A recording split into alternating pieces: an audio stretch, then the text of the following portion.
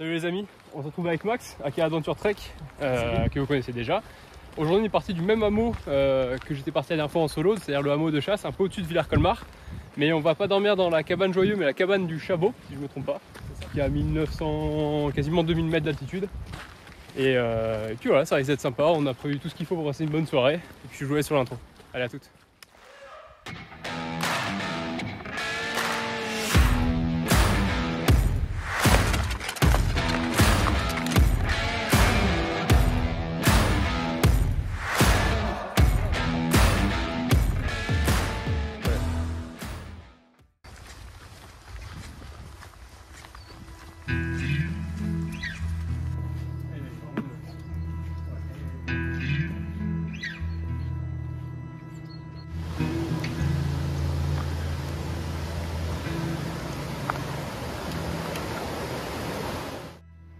Je sais pas si vous la voyez les amis, mais on a vu, il y a plein d'œufs de grenouilles et il y a la grenouille quand ça doit être la maman ou je sais pas c'est qui garde les œufs.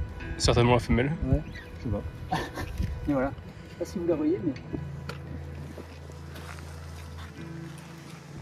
elle est magnifique. Mais bon, j'espère que les œufs vont pas périr parce que là c'est en train de s'évaporer tout doucement. Bon allez, on continue les gars.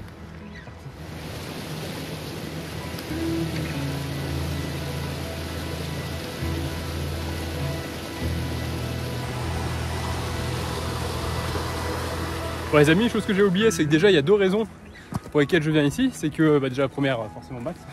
Yes. Et puis aussi parce que je vais tester le sac de couchage Trek 900 de Decathlon là, qui a un sac de couchage en duvet et qui a une température confort de 0 degré.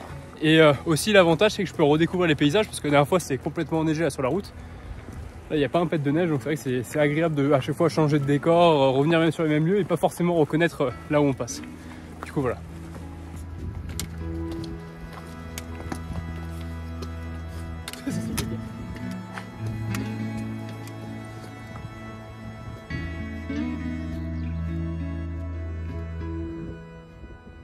Bon, comme vous pouvez voir, ce qui est bien dans cette zone, c'est qu'il y a pas mal de petites cabanes.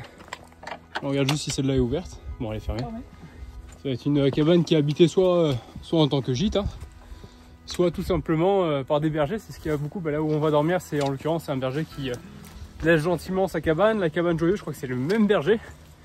Et elle est un peu moins entretenue simplement parce qu'il passe moins de temps. Donc il y a moins d'affaires, vous verrez la différence avec la cabane de Joyeux. Elle est un peu mieux. Déjà la porte se ferme à la cabane du Chabot.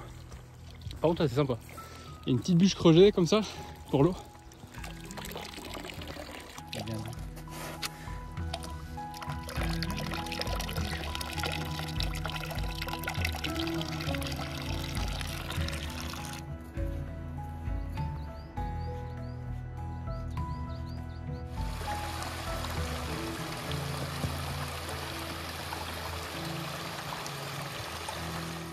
Max.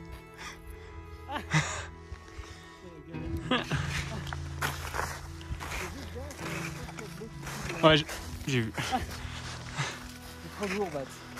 Trop baraque. On passe à droite là-dessus. Ouais. Ce sera plus simple. On va juste regarder ça. Là,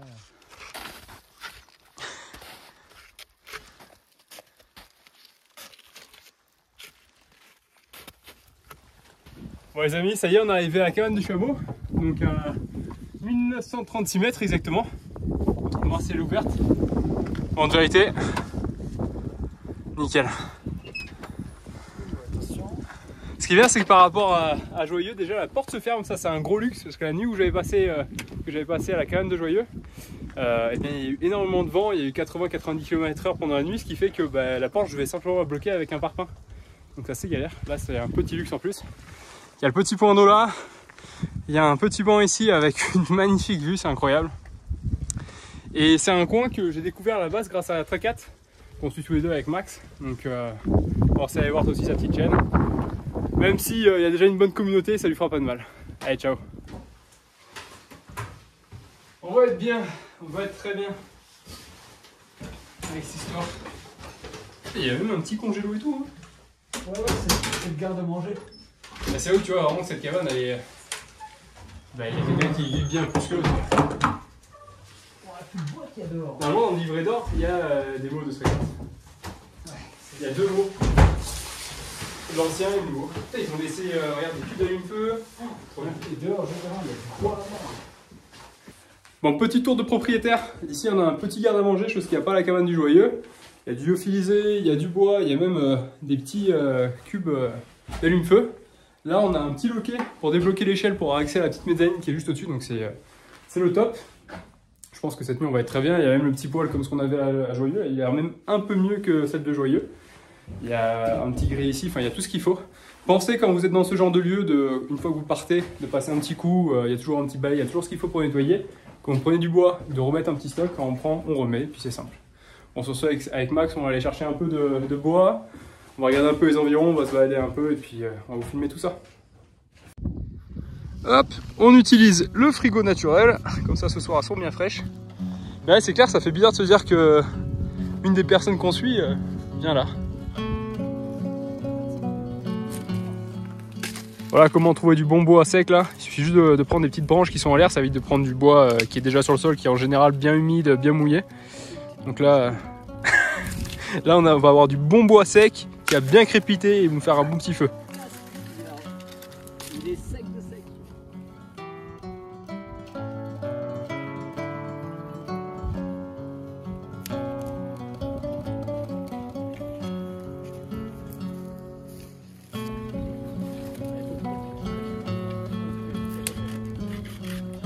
J'avais un manche assez long pour la chaîne.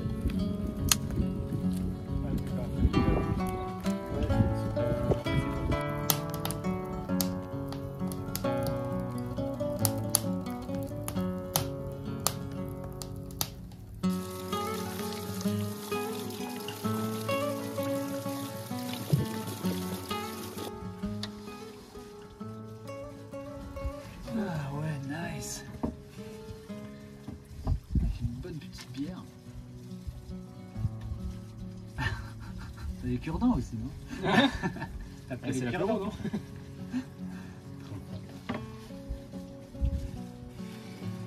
Yes. Tac, tac, tac, Tac, tac. monsieur. Ah, merci. Ah ouais. Pour notre petite soirée en cabane. Santé. Pas les pieds. Pas les pieds, ouais. Santé. Santé à vous les amis.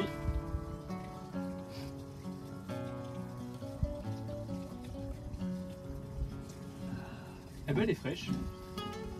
Elle est agréable. Elle est bonne, je trouve ça là. Combinée à cette petite vue. Et à ce petit comté. Je parle pas de ça, hein. Je parle de ça. Merci. C'est important. Ouais, C'est important de préciser. Voilà.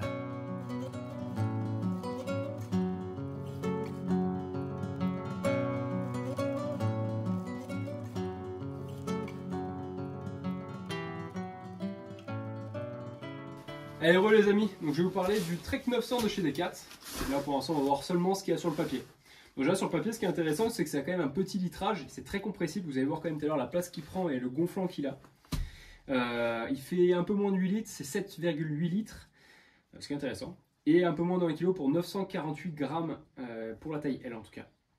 La taille L sachant qu'il faut, ça va jusqu'à une personne qui fait 1m85. Sur le papier, il y a 2 points qui sont importants sur l'écologie. Déjà, les plumes sont garanties RDS. Qu'est-ce que ça veut dire? Ça veut dire simplement qu'on évite de retirer des plumes sur des canards ou des oies vivantes, ce qui est assez cruel. En fait, on prend simplement des plumes d'animaux qui sont abattus pour être mangés. Donc c'est déjà sur l'esprit un peu plus sympathique. Ensuite, au niveau de la coloration du produit, ils ont utilisé des fibres en biton, c'est-à-dire que il va y avoir du gris un peu plus clair et du gris plus foncé, et ça permet de diviser par 2 les coûts en eau lors de la production du produit. Autre point important sur la coloration du produit, c'est qu'ils ont mis une couche orange sur la partie extérieure et une couche grise sur la partie interne, ce qui permet de différencier tout simplement ce qui va à l'extérieur et ce qui va à l'intérieur. Du coup là tout à l'heure on va voir justement comment le gonflant réagit, sachant que sur le papier il y a à peu près 800 QIN, donc ils évaluent ça même un peu plus, donc ça c'est la norme européenne, il faut savoir qu'en Amérique c'est souvent un peu moins. Qu'est-ce que c'est le QIN? C'est simplement le gonflant du sac de couchage. Donc plus le gonflant est important, plus il est isolant, parce que c'est l'air qui va permettre d'isoler au final avec le sac de couchage. Donc là on a quand même un queen qui est de 800, ce qui est très important, sachant que quand on prend sur la gamme Cumulus, sur les sacs de couchage Cumulus, c'est généralement dans ces eaux-là qu'on est. Donc c'est très intéressant. De ce que j'ai vu sur les images, là tout à l'heure, quand on va pouvoir appuyer sur le sac de couchage, il va assez vite se regonfler. Donc on verra tout ça tout à l'heure et puis je vous filmerai tout ça. Salut les amis. Bon, comme vous pouvez voir, ça fait un petit moment qu'on est redescendu avec Max. Ça va faire une petite semaine et demie, sachant qu'entre temps on est passé à la cabane du cheval blanc, qui sera la prochaine vidéo YouTube. Et ça m'a permis aussi d'étoffer un peu plus le test sur ce sac de couchage là. Je vais faire une petite parenthèse. Juste après le briefing que vous avez vu sur le sac de couchage, avec Max on était sortis en dehors de la cabane. Et en remuant 2-3 branchages pour le poêle, j'ai quand même réussi à mettre une épine dans l'œil. Et en frottant, je me suis complètement irrité l'œil, ce qui fait que j'ai passé la nuit avec un œil comme ça. Et le lendemain au réveil, ça explique pourquoi il n'y a pas trop de vidéos et surtout qu'avec, ça vous permettra de comprendre la suite de la vidéo. Ouais, sur ce, je reviens sur le test, sur la review de ce sac de couchage là. Un aspect qui m'a bien plu, c'était dans les cabanes, du coup on faisait carburer les poêles et du coup les températures ambiantes dans les pièces étaient bien plus élevées que la température confort du sac de couchage là. Sauf que la double fermeture, ça me permettait de sortir la jambe et un peu comme à la maison où quand il fait trop chaud on sort la jambe de la couette, là c'était pareil, je pouvais sortir la jambe et puis j'étais très confort. A l'inverse, Max, lui qui avait une simple fermeture, au final comme ce que j'ai sur mon Carinthia, crevé de chaud, voilà. Un autre point que j'ai adoré, c'est que souvent quand on achète un sac de couchage avec un garnissage en plumes, c'est souvent des produits qui sont onéreux, on a peur de les utiliser. Là, c'était pas du tout le cas, c'est-à-dire que je tirais la zipette, j'avais pas peur que ça se bloque dans le bourrelet qui est à l'intérieur. Bourrelet, j'en reviendrai dessus à la suite, et du coup j'avais pas peur que ça se déchire, et c'est très agréable, ou même on peut, voilà, le tissu paraît pas faible, c'était assez appréciable à ce niveau-là. Un aspect technique que je n'avais pas détaillé juste avant, c'est le fait que le tissu est déperlant. Alors, eux, ils précisent qu'on peut l'utiliser pour la belle étoile. Moi, je conseillerais plutôt d'avoir quand même un sursac, un petit bivy, mais au moins, ça permet d'être rassuré, de ne pas abîmer son sac de couchage quand il y a un risque de condensation dans la tente ou simplement lors d'une nuit très humide.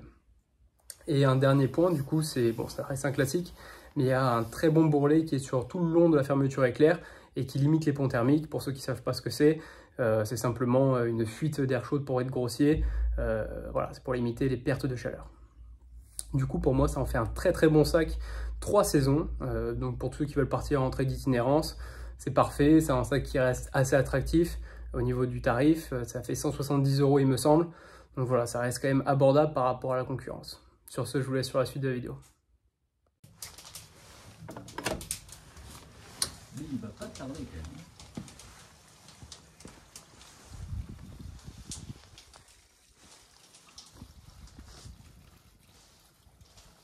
Et du coup, en dehors de la cabane, on a eu du moins 5,5 au plus froid. Et en ce moment, il fait moins 3,5. Donc ça fait quand même une belle différence par rapport à ce qu'il y a eu à l'intérieur. Sachant qu'à l'intérieur, on est monté à 22, comme il a dit Max. Et je crois que quand on s'est levé, il faisait 7 degrés, c'est ça? Quelque chose comme ça, Max? Ouais, il faisait 7 degrés sur le truc là. Donc il y a quand même une belle différence, même sans chauffage, parce que du coup le poêle forcément il s'éteint pendant la nuit. Donc ça restait quand même une nuit assez agréable, avec des températures très douces.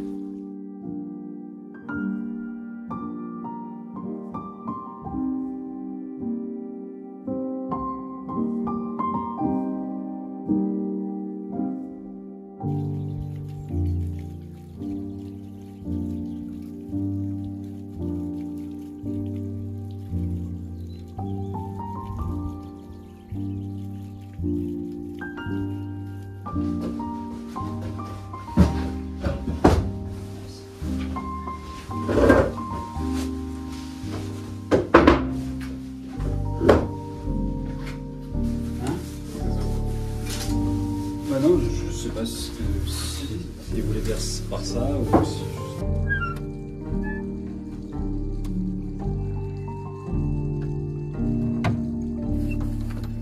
C'est mieux que le son. Ouais. Nickel. Bien joué à nous. En petit bilan, pour l'instant mon œil, toujours le même problème, mais c'est un peu plus supportable. Du coup, plutôt que rentrer directement dans la voiture, on va passer par la cabane Joyeux, là où j'avais dormi la dernière fois, comme ça je vais pouvoir le montrer à Max. Et puis voilà, on a à peu près pour 30 minutes, 2 km de marche plus ou moins, et puis ça va le faire. J'espère que pour l'œil aussi ça va le faire. Puis voilà, à la suite.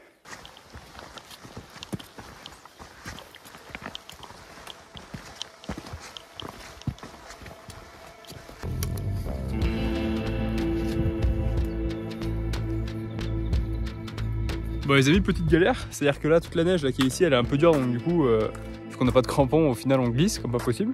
Donc là depuis tout à l'heure on est hors piste, on essaie de trouver un petit terrain avec mi-terre qui descend relativement bien pour essayer d'arriver le plus bas possible, en fait en bas des versants, comme ici là, pour essayer de récupérer le sentier qui est bien plus par là-bas mais qui par contre sans crampons actuellement pas accessible, et remonter à la cabane Joyeux qui se trouve tout là-bas. Du coup pour le coup on va mettre un peu plus de temps que prévu, ça c'est logique, mais j'espère qu'on va essayer de trouver un petit passage. Là je crois que Max il a trouvé un petit endroit qui descend bien avec pas mal de terre, donc on va voir ce que ça donne.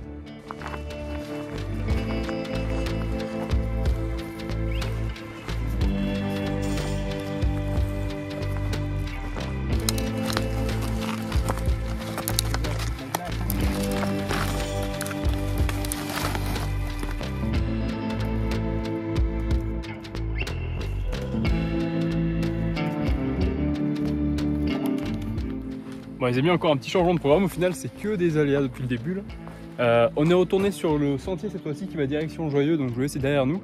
Et en fait on est tellement avancé sur le versant pour ensuite redescendre et trouver un endroit qui passait sans trop de difficultés, et surtout être en sécurité, qu'on est arrivé quasiment là où il y a le croisement entre Chabot et Joyeux. Donc on est à peu près 2 km et quelques de la cabane, sachant qu'on ne connaît pas encore l'état du terrain là-bas. Max avait des petits crampons, mais bon, même si on se les partageait, je suis pas sûr que ça passait. Donc l'année prochaine, note à nous, prendre des petits crampons. Et puis à mon œil aussi qui s'améliore pas. Donc au final, on a réussi à retrouver le chemin. On aura vu des beaux paysages sur la crête là-haut. Et puis là, on trace direction le hameau de chasse pour retrouver la voiture.